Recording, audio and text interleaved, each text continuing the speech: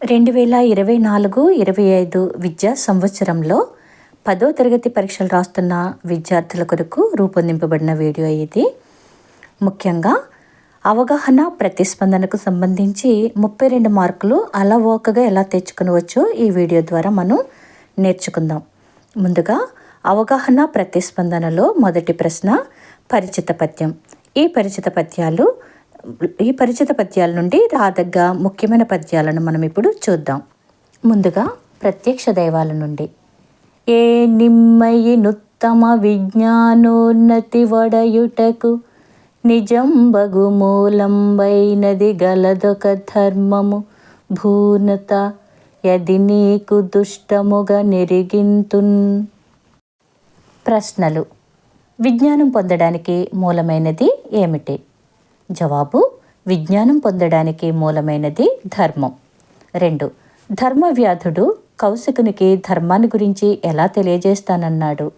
జవాబు: ధర్మవ్యాధుడు కౌశికునికి ధర్మాన్ని గురించి స్పష్టంగా తెలియజేస్తానన్నాడు. 3. ఏ పద్యంలో ధర్మవ్యాధుడు భూనుత అని ఎవరిని సంబోధించాడు?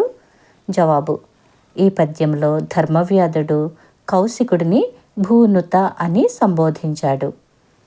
4వ ప్రశ్న. పై పద్యం ఆధారంగా అర్థవంతమైన ప్రశ్నను తయారు చేయండి. జవాబు: పై పద్యం ఏ పాఠంలోనిది? ఇలా 4వ ప్రశ్న ఏ పాఠంలోనిది అని అడిగితే సరిపోతుంది. నీక వగచి నిర్భిన్న హృదయులై విగత చక్షులైరి వినవే వారలరిగి ఇంకనైన నమ్ముదు సళ్ళ యుదగ్రశోక వహ్ని నార్పవయ్యా. ప్రశ్నలు. మొదటి ప్రశ్న. కౌశికుని తల్లిదండ్రులు ఏడ్చి ఏమయ్యారు? కౌశికుని తల్లిదండ్రులు ఏడ్చి అంధులయ్యారు. 2వ ప్రశ్న. కౌశికుని తల్లిదండ్రుల దుఃఖాన్ని ఎవరు పోగొట్టగలరు? జవాబు: కౌశికుని తల్లిదండ్రుల దుఃఖాన్ని కౌశికుడే పోగొట్టగలడు. ఈ పద్యంలోని మాటలు ఎవరితో చెబుతున్నారు? జవాబు: ఈ పద్యంలోని మాటలు ధర్మవ్యాధుడు కౌశికునితో చెబుతున్నాడు. 4వ ప్రశ్న. ఈ పద్యం ఆధారంగా ఒక ప్రశ్న తయారు చేయండి. ఈ పద్యం ఏ పాఠంలోనిది? సత్యశీల ధర్మ సంస్థాపనార్థమై యుగాల పుట్టు వందుచుండ్రు సహజ శక్తి గలుగు సంస్కారులిలలోన కాళికాంబ హంస కాళికాంబ. ప్రశ్నలు. 1. సంస్కారులు ఎటువంటి శక్తిని కలిగి ఉంటారు? సంస్కారులు సహజమైన శక్తిని కలిగి ఉంటారు. సంస్కారులు ఎప్పుడెప్పుడు పుడుతుంటారు? సంస్కారులు ప్రతి యుగంలోనూ పుడుతుంటారు. 3వ ప్రశ్న. ఈ పద్యంలోని మకుటం ఏమి? ఈ పద్యంలోని మకుటం కాళికాంబ హంస కాళికాంబ. 4వ ప్రశ్న. ఈ పద్యం ఆధారంగా ఒక ప్రశ్న తయారు చేయండి. జవాబు: సంస్కారులు అంటే ఎవరు? 4వ పద్యం. భూమిలోన బుట్టు భూసారమెల్లను తనువులోన బుట్టు తత్వమెల్ల శ్రమలలోన బుట్టు సర్వంబు తానేను విశ్వదాభిరామ వినురవేమ. భూసారమంతా ఎక్కడి నుండి పుడుతుంది? భూసారమంతా భూమిలో నుండి పుడుతుంది. 2. తనువులోన పుట్టేదేమిటి? తనువులోన పుట్టేది తత్వము. అన్నీ దేనిలో నుండి పుడతాయి? అన్నీ శ్రమలలో నుండి పుడతాయి. 4వ ప్రశ్న. పై పద్యం ఆధారంగా ఒక ప్రశ్న తయారు చేయండి. జవాబు: ఈ పద్యం ఏ పాఠంలోనిది? 5వ పద్యం.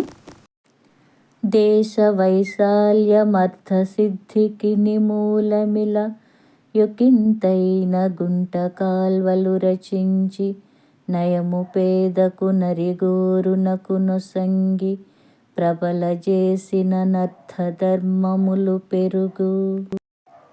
ప్రశ్నలు. అర్థసిద్ధికి మూలమేది? దేశ వైశాల్యం అర్థసిద్ధికి మూలం. రాజు వేటిని తవ్వించాలి? రాజు గుంటలను కాల్వలను తవ్వించాలి. 3వ ప్రశ్న. రాజుకు ధర్మార్థాలు ఎప్పుడు సిద్ధిస్తాయి? జవాబు: పేదవారి ఆర్థిక స్థితి మెరుగుపడినప్పుడు సిద్ధిస్తాయి. 4. ఈ పద్యం ఆధారంగా ఒక ప్రశ్న తయారు చేయండి.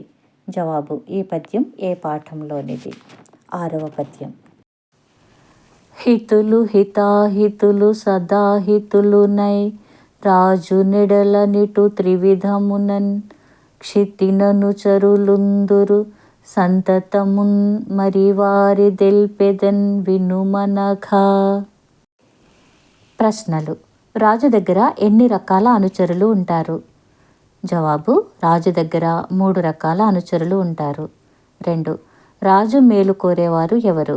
రాజు మేలు కోరేవారు హితులు. 3వ ప్రశ్న. ఈ పద్యంలోని మాటలు ఎవరు ఎవరికి చెబుతున్నారు? జవాబు: ఈ పద్యంలోని మాటలు యమునాచార్యులు తన కుమారునికి చెబుతున్నారు. 4వ ప్రశ్న. ఈ పద్యం ఆధారంగా ఒక ప్రశ్న తయారు చేయండి. జవాబు: ఈ పద్యం ఏ పాఠంలోనిది? ధన్యవాదములు.